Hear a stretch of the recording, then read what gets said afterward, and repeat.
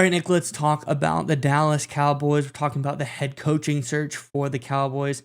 There's a lot of options on the table, a lot of people that they are looking for. And I think they have searched far and wide despite people's expectations for them to be behind the eight ball. We got some really great news on the Cowboys coaching search.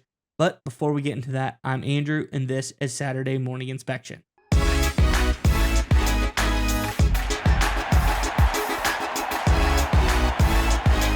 All right, Nick, we're talking about the Cowboys, talking about lining up head coaching interviews, guys that they want to interview going down the stretch, of course, when they are available. Some people thought Cowboys maybe rushed things. Maybe they weren't as prepared as they needed to be. This latest news shows absolutely not the case. Cowboys have gone far and wide, and they're going to leave no stone unturned. Let's get into the tweet, and we can talk more about it on the other side. This is over on X from @ZachWolchuk. It says, kudos to the Cowboys for what appears to be a legit coaching search this go around. I didn't think they would actually interview Ben Johnson and was hoping for Aaron Glenn. So great to hear they plan on interviewing him as well. This information was from @Calvin Watkins. It says, goes on to further say, take your time and make the best decision. I think this is exactly what the Cowboys are doing. They're setting up interviews with every coach that could potentially be a good fit for this team. I think they're searching far and wide, and they're going to leave no stone unturned.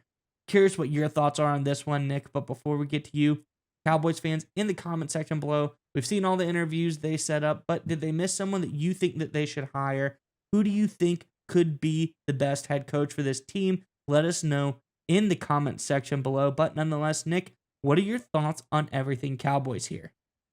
Yeah, so I think Calvin Watkins, longtime Dallas Cowboy reporter, very well respected, very well connected, right? He's got deep ties with this organization and obviously with the DFW area at large. So the fact that he came out and said recently the Cowboys are still planning on interviewing both Lions offensive coordinator Ben Johnson and Lions defensive coordinator Aaron Glenn should make Cowboys fans incredibly excited because there was sort of a big concern with the delay in moving off Mike McCarthy that, oh, they missed their window, right? All these other teams got a chance to do their interviews with Johnson or Glenn or whatever, and the Cowboys missed that opportunity because the Lions were obviously on their bye week.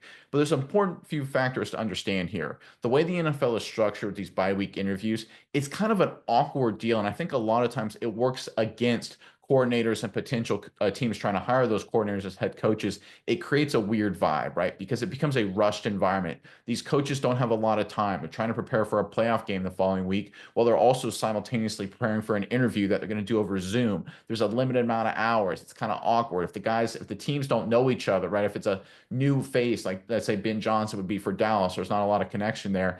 It would be sort of an awkward deal. It's a different situation where Kellen Moore interviewing with Dallas because they all know each other, right? You can do that over Zoom, and it's kind of a normal expectation. Doing Zoom interviews during the bye week with two entities that aren't familiar, I think it creates an awkward situation.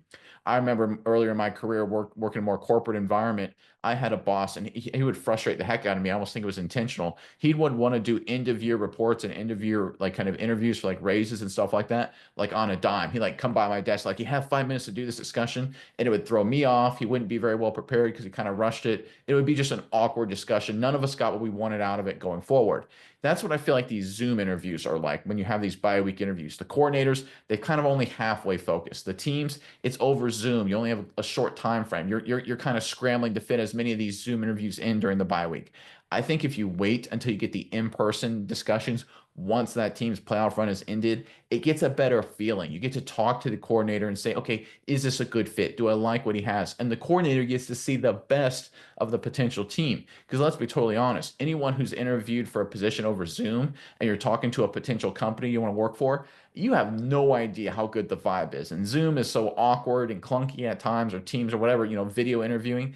You kind of walk away a lot of times like that. Like, how good is this organization? How good is the leadership there? Yeah, it's just not a good vibe fit. It's still a human business. You still need that human interaction. And I think the Dallas Cowboys, again, still planning to interview these guys, but waiting until after they're done with the postseason run has a chance to get a better feel for both sides. This is an incredible update overall for the Dallas Cowboys for the coaching search.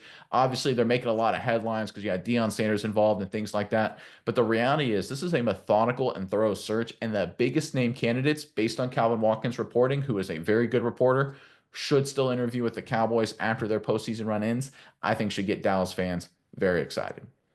Yeah, Nick. And I think there's another important part here. And you talk about Deion Sanders, talk about Kellen Moore, we talk about some other coaches around the league. And you hear one thing here, and I think it's very telling as far as why it's still great that the Cowboys are going to interview Johnson, interview Glenn, is these coaches are saying, well, yeah, if they offer me the job, I'll take it. I'll take that job in a heartbeat. Everyone wants this Cowboys job. It's a very desirable location to be. A lot of storied history with the team success, facilities top notch. We've been there, absolutely fantastic facilities for the Cowboys, second to none. So I think all of these coaches coming out and saying like, "Hey, if you offer me the Cowboys job, I'll take it." I think maybe not so fast on where Ben Johnson's going, where Aaron Glenn's going. So I think it's great for the Cowboys to interview these guys and say, "Hey, this is what we got, this is what we're offering." And it may be, hey, if you want them, you can still get them. The Raiders may be heavily tied to Ben Johnson, but after Ben Johnson interviews with the Cowboys, if they wanted him, I think there's a non-zero chance that they would have the ability to go out and grab him.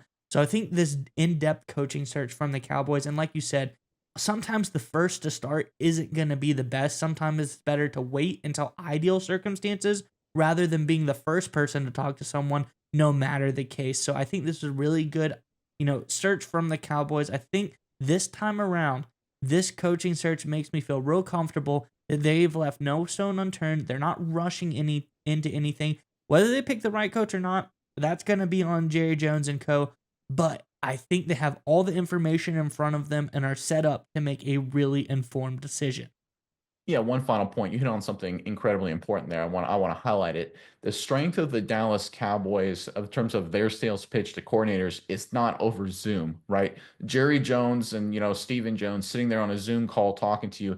That's not selling you on the Dallas Cowboys. You know what is selling you on the Dallas Cowboys if you're a coordinator?